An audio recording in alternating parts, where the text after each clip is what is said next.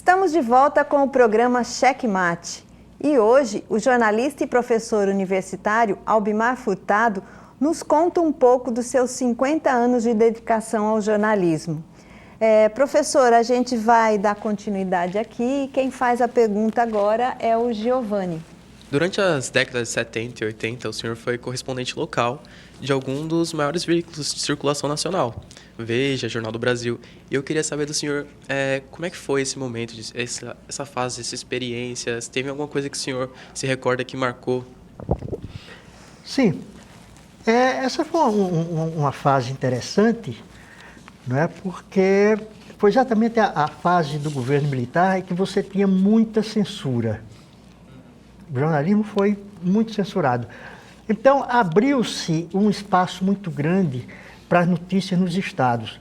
Os grandes jornais, Folha, o Estadão, o Jornal do Brasil, que na época era o grande jornal brasileiro, era um jornal que chegava em todos os estados, em todos os lugares, e que era consumido avidamente por todo mundo, porque era um jornal muito bem feito, dirigido por Alberto Dines, a sua redação dirigida por Alberto Dines, e abriu espaço para os estados. Então, quando você não tinha muita notícia para dar de governo, notícia política, etc., então eles abriram muito espaço para comportamento, principalmente. Tanto os jornais como a revista Veja, por exemplo, que tinha nascido. Eu fui correspondente dos dois, tanto o Jornal do Brasil como... E era prazeroso para a gente, porque a gente tinha espaço para escrever. Então, era inimaginável para mim antes pensar que eu teria uma página no Jornal do Brasil. E tive. Né? Eu tive matéria sobre salinas, né, de primeira página do jornal, como é que funciona uma salina. Né? Isso foi na época da mecanização nas salinas, que desempregou muita gente, né, mas que permaneceram as salinas artesanais, onde as pessoas trabalhavam sem nenhuma proteção, eram homens com os pés rachados pelo sal, etc. Então você tinha, né, as duas forças lá das salinas. E depois de comportamento mesmo, uma campanha política que foi feita aqui por um candidato a deputado estadual, que na época fez muito sucesso, porque nunca tinha aparecido aquilo. Ele botava um número, botava as meninas de biquíni, e o número era no biquíni das meninas. Isso a Veja botou lá, né, e várias páginas. Né, então, foi uma abertura boa de comportamento e de coisas da terra, das coisas da terra. Né? Deu oportunidade para a gente, nós tínhamos liberdade de sugerir matérias. Né? A gente sugeria e eles discutiam se valia a pena ou não. Vez por outra também matéria de economia, matéria de política, foi da época das cassações, né, do AI-5, e o AI-5 caçava muito político, foi muita gente caçada, muita gente presa. E aqui também aconteceu isso. E a gente tinha esse espaço para divulgar. Então, para a gente era um prêmio, né, estar participando de um negócio desse, né, de uma experiência desse tipo, dessa natureza.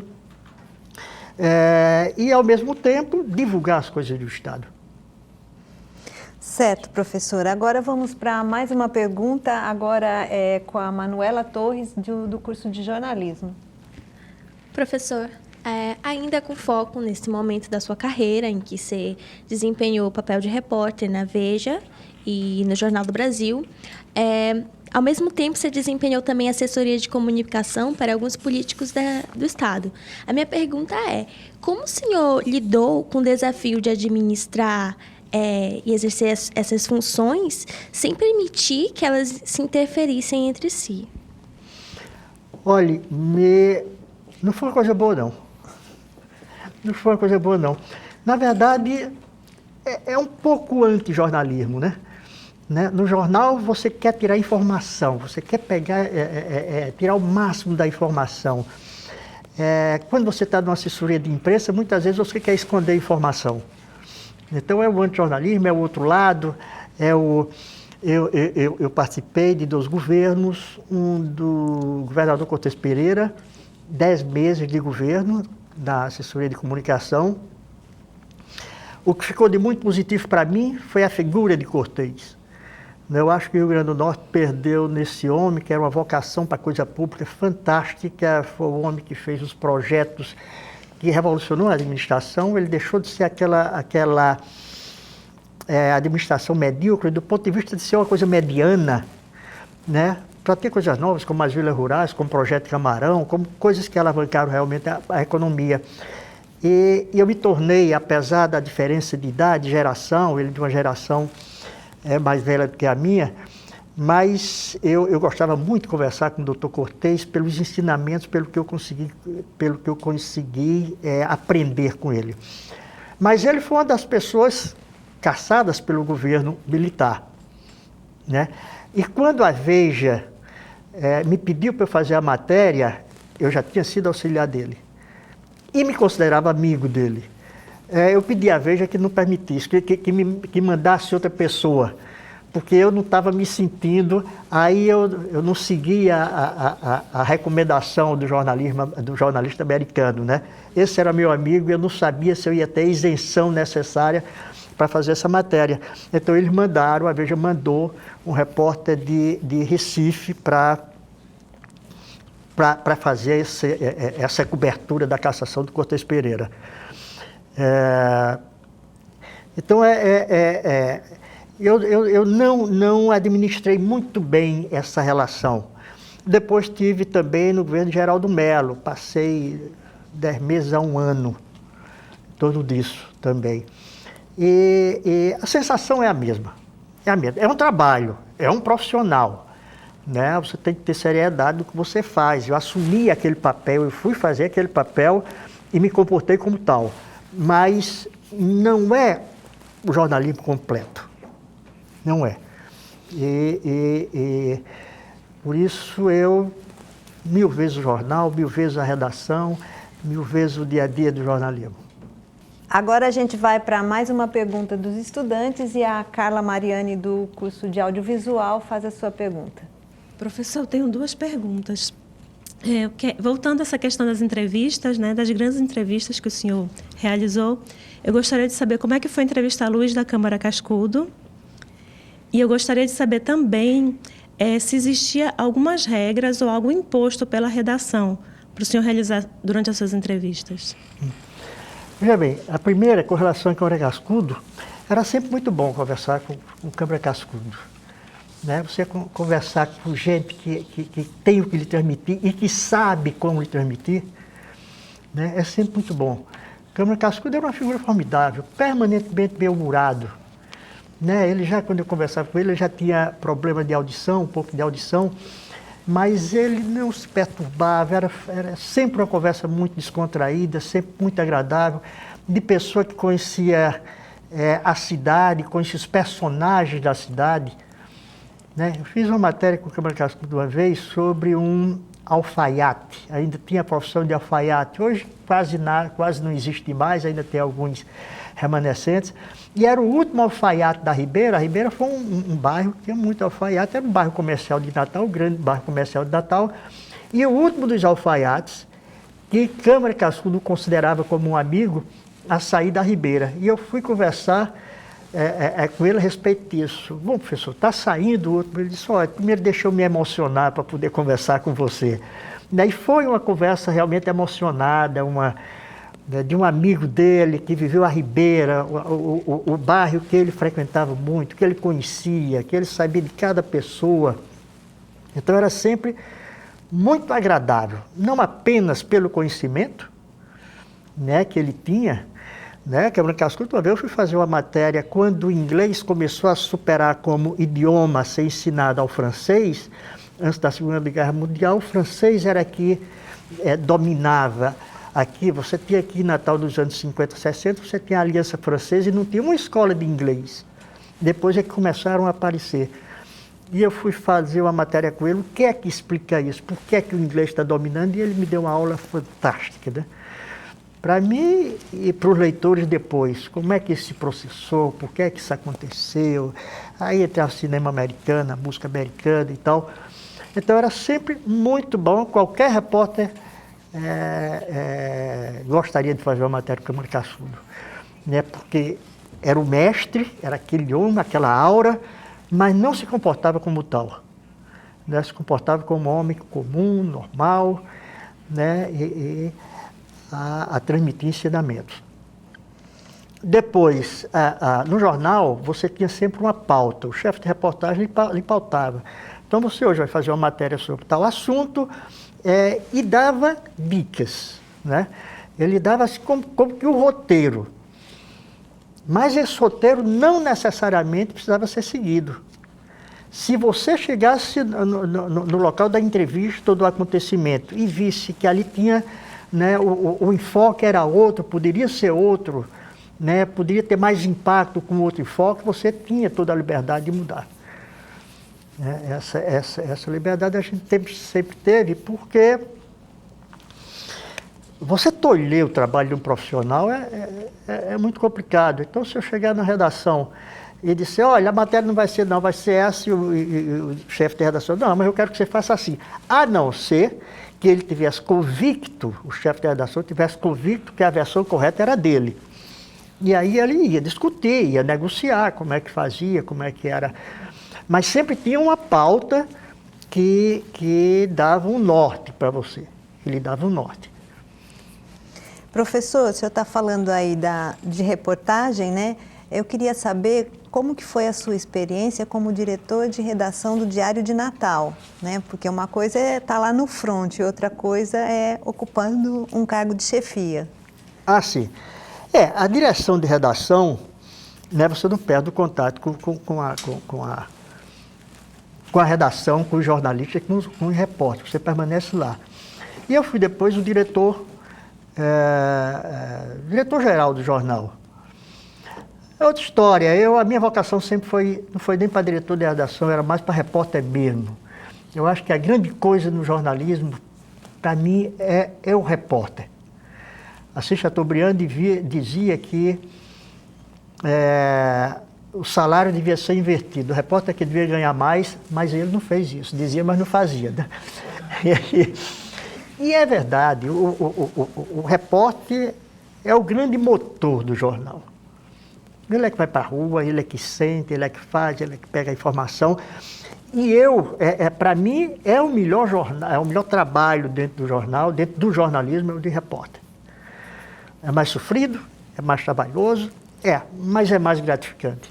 Eu sempre achei isso. Na direção, você fica muito fechado em gabinete. Eu nunca perdi o contato com a redação, né, pela vocação, pela história, eu vivi a minha vida em redação. Mesmo na direção geral, diariamente eu ia e convivia com o pessoal da redação.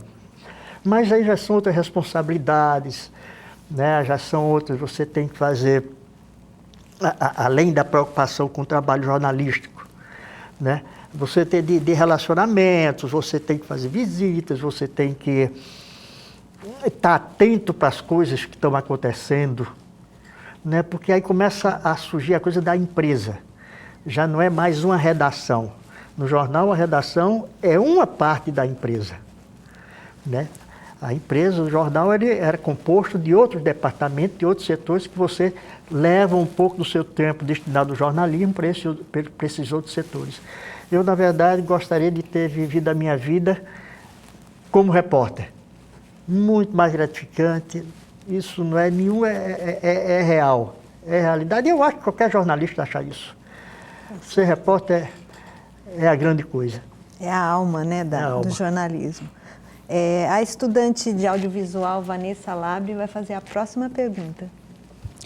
Professor, na sua opinião, quais são as grandes influências, né, do jornalismo hoje em dia? Né, e vou aproveitar até o gancho para fazer uma outra pergunta.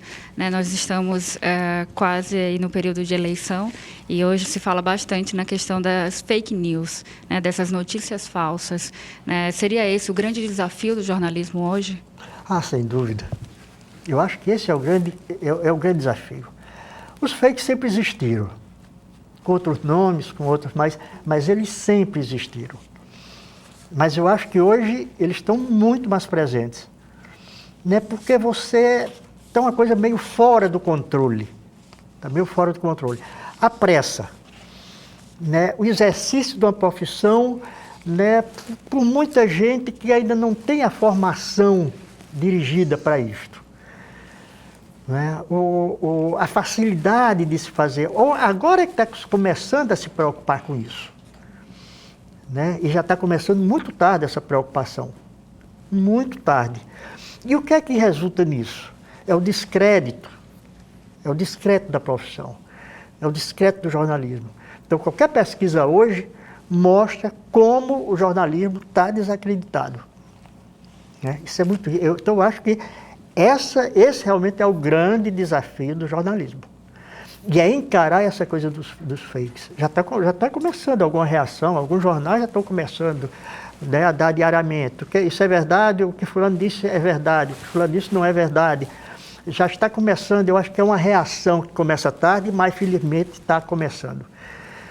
Eu acho que o jornalismo está se renovando, está se inovando, né, está saindo de um momento difícil, de um momento complicado e querendo respirar e está precisando disso, precisando e muito. Né? Esse é um momento muito delicado para o nosso jornalismo. Certo. Agora a próxima pergunta é do Armando Batista, do curso de radialismo. Então, professor, a gente sabe que muita coisa mudou, né? As novas tecnologias, as novas linguagens e todos os formatos também mudaram. E até esse estouro do fake news. Então, como o senhor vê o futuro do jornalismo com todas essas mudanças? Olha, eu vejo com otimismo. Não sou pessimista, não. Né? Porque nas dificuldades a gente encontra a solução. Né? A gente encontra. O jornal impresso conviveu, ou melhor, viveu sozinho, isolado, e só ele reinando, né, durante muitos anos, até a década de 20, quando começou a surgir o rádio. Década de 20 do século 20. Né, quando começou... E todo mundo achava que o jornalismo impresso ia morrer pela velocidade do rádio. Né, o rádio era a grande novidade, e eles conviveram. Na década de 50 chegou a televisão no Brasil. Todo mundo achou que agora você tinha o som e tinha a imagem juntas, com o movimento. Acabou o jornal e o jornal sobreviveu. Começou a sobreviver. Chegou agora, né, a internet aí, a coisa... Mas o jornal está se renovando. O jornal vai deixar de ter o meio físico, papel, e vai para a tela. Né? Então, esse é um que eu acho que já está. Esse desafio está sendo um pouco vencido. Tem a área que tem a parte comercial. Né? Porque o jornal sempre foi, os grandes jornais sempre faturaram um bom dinheiro, sempre tinha uma receita muito boa. Que essa transferência transferiu leitores. Hoje, a Folha de São Paulo tem muito mais leitores, né, no seu trabalho online do que o jornal, como eu fiz com o jornal, papel. Tem muito mais. Mas ele não conseguiu transferir o comercial, a parte comercial, o faturamento ele não conseguiu transferir. Aí é mais a coisa empresarial, tem que ver como soluciona, como vai adequar. Né? Mas o jornalismo, não, eu sou muito otimista. Eu acho que vai encontrar o caminho. Está encontrando, está começando a combater os fakes, está começando e daqui a pouco vem a qualidade. Eu acho que o jornalismo o impresso, ele tinha uma coisa que era muito importante dentro do jornal, que era uma figura chamada copydesk. O que era o copydesk? Era um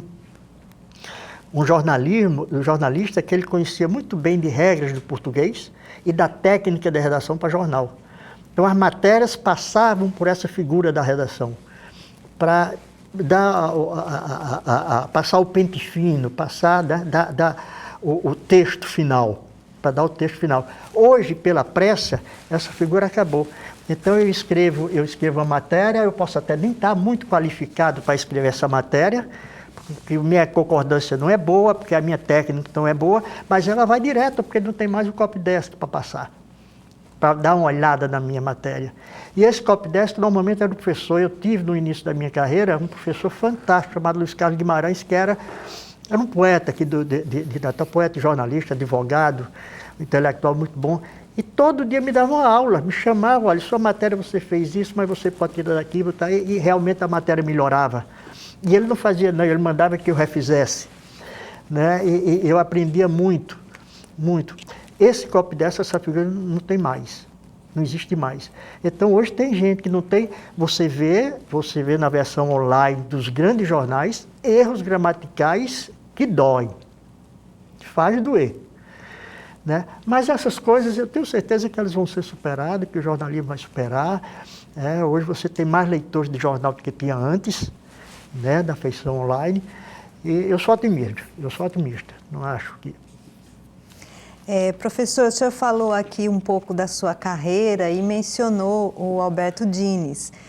Eu queria saber quem que foi o jornalista que o senhor se espelhava, que sempre foi sua referência, ou quais foram esses jornalistas?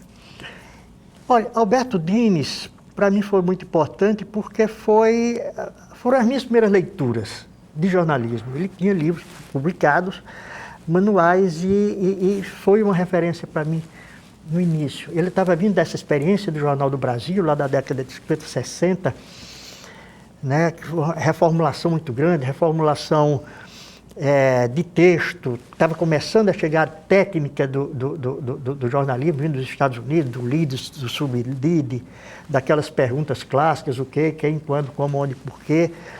E ele fez um livro, Papel do Jornal, né, que foi até um livro interessante, porque foi na época que estava havendo crise de papel físico mesmo, e ele fazia esse jogo da crise do papel com o papel que exercia o jornal. E ele para os estudantes, né, o livro era bem didático, a explicação dele era muito interessante, e o trabalho dele, a figura dele, ele que tinha conduzido essa reforma do grande jornal brasileiro, que era o Jornal do Brasil. Outros depois vieram, Ricardo Couto, eu também gostava muito de ler as coisas de Ricardo Couto, e muitos. Tinha um húngaro, um jornalista húngaro nacionalizado, brasileiro, depois brasileiro, ele tinha um texto também muito interessante, muito bom, muito agradável de ser lido, dele contar as coisas, a forma como ele contava as coisas do jornalismo, né? Eu gostava também muito dele. Alguns influenciaram bastante, assim. Certo, professor. A nossa conversa está muito boa, mas o nosso tempo já acabou, né? Eu quero agradecer mais uma vez a sua presença aqui e nos dar o prazer de contar essas histórias e relembrar e até ensinar um pouco sobre o jornalismo para a gente, né? O Checkmate está chegando ao fim. Eu quero agradecer também aos estudantes de comunicação social. E você que nos assiste pode continuar conectado com a gente pelas nossas redes sociais. Você pode rever este e outros programas. Acompanhe as próximas entrevistas. Então curta e compartilhe a nossa fanpage. Até o próximo encontro. Tchau!